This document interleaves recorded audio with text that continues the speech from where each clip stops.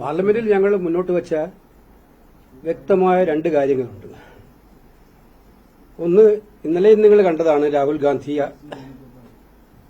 ഡൽഹിയിലെ ജന്തർ മന്ദറിൽ പെല്ലറ്റ് ആക്രമണം നേരിട്ട കുട്ടിയെ അവതരിപ്പിച്ചുകൊണ്ട് ആ കുട്ടിയെ മുന്നിൽ നിർത്തിക്കൊണ്ട് നടത്തിയ പത്രസമ്മേളനം. ഇതിനു മുൻപ് ഒരു ആൺകുട്ടിയെ അദ്ദേഹം പത്രസമ്മേളനത്തിലൂടെ അവതരിപ്പിച്ചിരുന്നു. ബീഹാറിൽ AK-47 ഉപയോഗിച്ചുകൊണ്ട് കുട്ടികൾക്കെതിരായിട്ടുള്ള ആക്രമണം ഉണ്ടായിരുന്നു. ഈ രണ്ട് കാര്യത്തിലും ആരാണ് ഇതിന് ഉത്തരവിട്ടത് എന്നുള്ള ഒരു ഉത്തരവാദിത്വം അത് രാജ്യം അറിയണ്ടേ. ഇത്രയും ക്രൂരമായ ആക്രമണം നമ്മുടെ നാട്ടിലെ കൊച്ചു കുട്ടികൾക്കെതിരെ നടന്നിട്ട്, വിദ്യാർത്ഥികൾക്കെതിരെ നടന്നിട്ട് അതിന് ഉത്തരവിട്ടത് ആരാണ് എന്ന ചോദ്യത്തിന് രാജ്യത്തിന് മുമ്പിൽ മറുപടിയില്ലാതെ നിൽക്കുകയാണ്. കുറ്റബോധം കൊണ്ട് ഒളിച്ചോടുകയല്ല വേണ്ടത് മിസ്റ്റർ അമിത്ഷാ. അമിത്ഷാ സഭയിൽ വന്ന് പറയണം, ഒന്നുകിൽ ധൈര്യത്തോടെ പറയണം, ഞാനാണ് ഉത്തരവിട്ടത്, ഞാൻ പറഞ്ഞിട്ടാണ് ഡൽഹി മജിസ്ട്രേറ്റ് അല്ലെങ്കിൽ ഡിസ്ട്രിക്ട് മജിസ്ട്രേറ്റ് ഉത്തരവാദപ്പെട്ട ആളുകൾ വെടിവെപ്പിന് ഉത്തരവ് കൊടുത്തത്. അല്ലെങ്കിൽ പറയണം, ഞാൻ അറിഞ്ഞിട്ടില്ല അത്. ഇതിന് ഉത്തരവ് കൊടുത്ത ആൾക്കെതിരെ നടപടി സ്വീകരിക്കണം.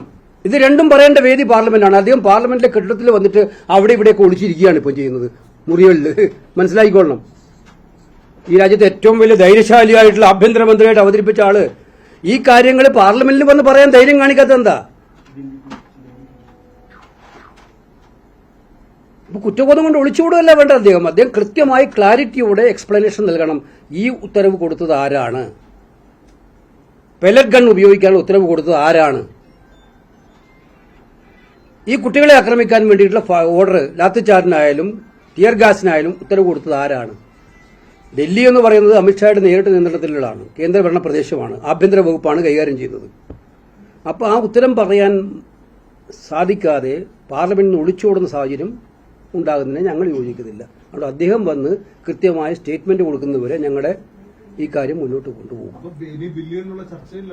ഇല്ല, ഈ കാര്യത്തിൽ നിലപാട് വളരെ ക്ലിയറാണ്.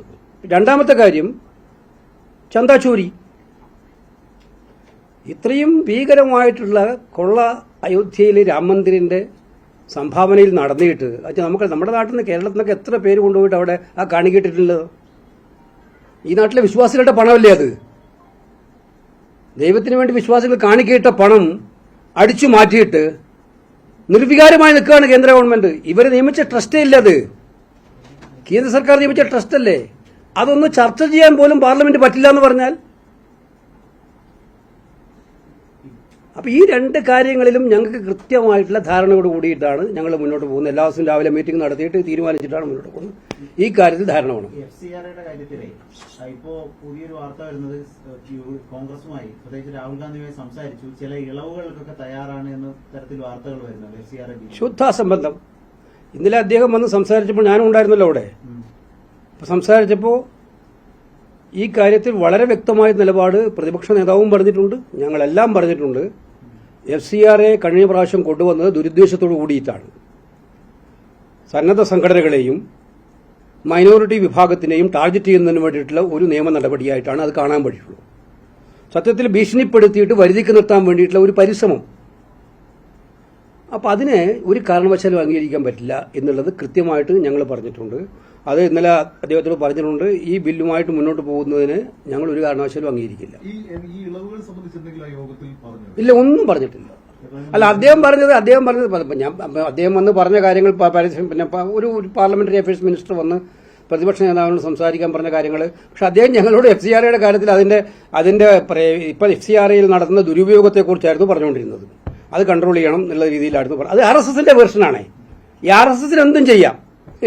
രാജ്യത്തെ ഇപ്പം കഴിഞ്ഞ ദിവസം പറഞ്ഞില്ലേ, സൈനിക സ്കൂൾ അടക്കം അവർക്ക് കൊടുത്തിരിക്കുകയാണ്. സൈനിക സ്കൂൾ നടപ്പാക്കാനുള്ള ഉത്തരവാദിത്വം RSSനെ ഏൽപ്പിച്ചിരിക്കുകയാണ്. നിങ്ങൾ റിപ്പോർട്ട് ചെയ്യുന്നവരല്ലേ, ഡൽഹി റിപ്പോർട്ട് ചെയ്യുന്നവരല്ലേ, മധ്യപ്രദേശിലും ഉത്തർപ്രദേശിലും സ്കൂളുകൾ നടപ്പിലാക്കാൻ RSSനെ ഏൽപ്പിച്ചിരിക്കുക. അവർക്ക് എന്തും ചെയ്യാം, മറ്റുള്ളവർക്കൊന്നും പാടില്ല. അവരെ നിയന്ത്രിക്കണം, അതിന് നിയമം വേണം. ഇതെവിടുത്തെ ന്യായമാണ്? അപ്പൊ അതിന് ശക്തമായിട്ടുള്ള നിലപാടുമായിട്ട് ഞങ്ങളുണ്ടെന്ന് പറഞ്ഞോളൂ. അങ്ങനെ അവർ FCRA കൊണ്ടുവരട്ടെ, അപ്പൊ നമുക്ക് കാണാം. അല്ല, ഡീലിമിറ്റേഷന്റെ കാര്യത്തിൽ ഞങ്ങൾ പറഞ്ഞു, ഡീലിമിറ്റേഷന്റെ കാര്യത്തിൽ പാർട്ടിയുടെ അഭിപ്രായം ചോദിക്കാനാണ് അദ്ദേഹം വന്നത്. ഞങ്ങളുടെ അദ്ദേഹം പറഞ്ഞതനുസരിച്ച് നേരത്തെ തന്നെ മറ്റു പാർട്ടികളുമായിട്ടൊക്കെ ചർച്ച നടത്തിയിരുന്നു. ഈ നേരത്തെ പഴയ ബില്ല് സഭയിൽ അവതരിപ്പിക്കുന്നതിന് മുമ്പ് തന്നെ മറ്റു പ്രതിപക്ഷ പാർട്ടികളുമായിട്ടൊക്കെ 1-to-1 ഡിസ്കഷൻ നടത്തിയിരുന്നു. പക്ഷെ കോൺഗ്രസ് അതിന് പോയിട്ടില്ലായിരുന്നു ഞങ്ങളുടെ നിലപാട്. അപ്പോൾ അതുകൊണ്ട് കോൺഗ്രസിന്റെ നിലപാട് അറിയാൻ വേണ്ടി പ്രതിപക്ഷ നേതാവിൻ്റെ അടുത്ത് വന്നതാണ്. ഞങ്ങളുടെ നിലപാട് ഉറച്ചു വെക്കും. ഞങ്ങൾ കഴിഞ്ഞ പാർലമെന്റിലെ ഫ്ലോറിലെടുത്ത നിലപാടുണ്ടല്ലോ ഞങ്ങളുടെ നിലപാട്, അത് വളരെ വ്യക്തമാണ്. സഹകരണം പ്രതിപക്ഷത്തിന് കിട്ടുമോ? അല്ല, ഇത് ആർക്ക് അംഗീകരിക്കാൻ പറ്റുമെന്ന് നിങ്ങൾ പറയുന്നത്? ഞാനൊരു പ്രത്യേക രാഷ്ട്രീയ പാർട്ടിയെ ലക്ഷ്യം വെച്ചുകൊണ്ട് പറയുന്നതല്ല.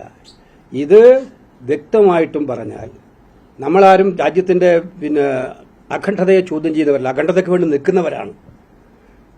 പക്ഷേ സൗത്ത് ഇന്ത്യൻ സംസ്ഥാനങ്ങൾ, north east, Assam, west Bengal, Punjab, Odisha തുടങ്ങിയ സംസ്ഥാനങ്ങൾ, അതായത് കൃത്യമായിട്ട് പറഞ്ഞാൽ കുടുംബാസൂത്രണം ഭംഗിയായി നടപ്പിലാക്കിയ സ്റ്റേറ്റുകൾ അവരെ ഇതിനകത്ത് പീനലൈസ് ചെയ്തുകൊണ്ടുള്ള ഒരു നിയമനിർമ്മാണത്തിന് ഇവർ ഇറങ്ങി പുറപ്പെട്ടാൽ അത് ഈ രാജ്യത്ത് അംഗീകരിക്കാൻ പറ്റുന്നതാണോ?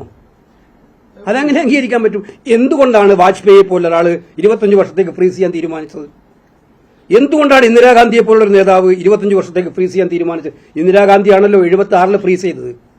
അത് 2001 ആ കാലാവധി തീരുമ്പോൾ അന്ന് വാജ്പേയി ആയിരുന്നല്ലോ പ്രധാനമന്ത്രി, കോൺഗ്രസിന്റെ പ്രധാനമന്ത്രി അല്ലായിരുന്നല്ലോ. വാജ്പേയി എന്തുകൊണ്ടത് ഫ്രീസ് ചെയ്യാൻ തീരുമാനിച്ചു? ഈ രാജ്യത്തിന്റെ വിശാലമായിട്ടുള്ള താല്പര്യങ്ങൾ എല്ലാവരും ശ്രദ്ധയിൽപ്പെടുത്തിയപ്പോൾ അത് കാണാൻ അന്ന് ഒരു ഗവൺമെന്റ് ഉണ്ടായിരുന്നു. പൊളിറ്റിക്കൽ അജണ്ടയ്ക്ക് അപ്പുറത്ത് രാജ്യത്തിന്റെ യോജിപ്പും പാർട്ടികളുടെ യോജിപ്പും ഒക്കെ തന്നെ കാണുന്ന ഗവൺമെന്റ് ഉണ്ടായിരുന്നു. ആ പൊളിറ്റിക്കൽ അജണ്ട എല്ലാ പാർട്ടികൾക്കും ഉണ്ടാവും. പക്ഷെ പൊളിറ്റിക്കൽ അജണ്ടയ്ക്ക് അപ്പുറത്ത് രാജ്യത്തിന്റെ നിലനിൽപ്പല്ലേ പ്രശ്നം. അതുകൊണ്ടാണ് ആ രണ്ട് കാലത്തും തീരുമാനമെടുത്തത്, ഫ്രീസിംഗ് തീരുമാനമെടുത്തത്. ഇപ്പം ഇവരെന്താ ചെയ്യാൻ പോണ്? ആ ഫ്രീസിംഗ് തീരുമാനം ഭരണഘടനാ വിധേയമായിട്ടാണ്, ഭരണഘടനാ ഭേദഗതി കൊണ്ടുവന്നിട്ടാണ് 2 പ്രാവശ്യം നടത്തിയത്. ഇതെടുത്തു കളയുന്നതോടുകൂടി ആ അധികാരമില്ലാതാവുകയും ഇവർക്ക് എപ്പോൾ വേണമെങ്കിലും സംസ്ഥാനങ്ങളുടെ നമ്പർ ജനസംഖ്യാധിപാതികമായിട്ടെന്ന് പറഞ്ഞുകൊണ്ട് മാറ്റുകയും ചെയ്യാം. ഇതിന്റെ അപകടം മനസ്സിലാക്കണം. ഇപ്പൊ അവർ പറയുന്ന 50% സീറ്റ് കൂട്ടാന്ന് വെറും പൊള്ളത്തരവാണ്. ഈ ഭരണഘടനാ ഭേദഗതിയിൽ നിന്നും ഡീലിമിറ്റേഷൻ കമ്മീഷനിലേക്ക് ഈ സീറ്റുകളുടെ എണ്ണം നിശ്ചയിക്കാൻ അധികാരം കൊടുത്തു കഴിഞ്ഞാൽ പിന്നെ അവർക്ക് എപ്പോഴും ഡീലിമിറ്റേഷൻ കമ്മീഷൻ എപ്പോൾ വേണമെങ്കിലും ഓരോ സ്റ്റേറ്റിന്റെയും എണ്ണം നിശ്ചയിക്കാം. അവർക്കപ്പോൾ ന്യായങ്ങളുണ്ടാവും, ജനസംഖ്യ ഉണ്ടാവും, മറ്റു ന്യായങ്ങളൊക്കെ ഉണ്ടാവും. അപ്പോൾ ഇത് ബേസിക്കലായിട്ട് ഇന്ത്യ എന്ന് പറയുന്ന ഫെഡറൽ കൺസെപ്റ്റിനെ ശക്തമായിട്ട്, യൂണിയൻ ഓഫ് സ്റ്റേറ്റ്സ് എന്ന് പറയുന്ന കൺസെപ്റ്റിനെ ശക്തമായിട്ട് അറ്റാക്ക് ചെയ്യുന്നതാണ്. അതിനെ ഞങ്ങൾക്ക് അനുവദിക്കാൻ പറ്റും.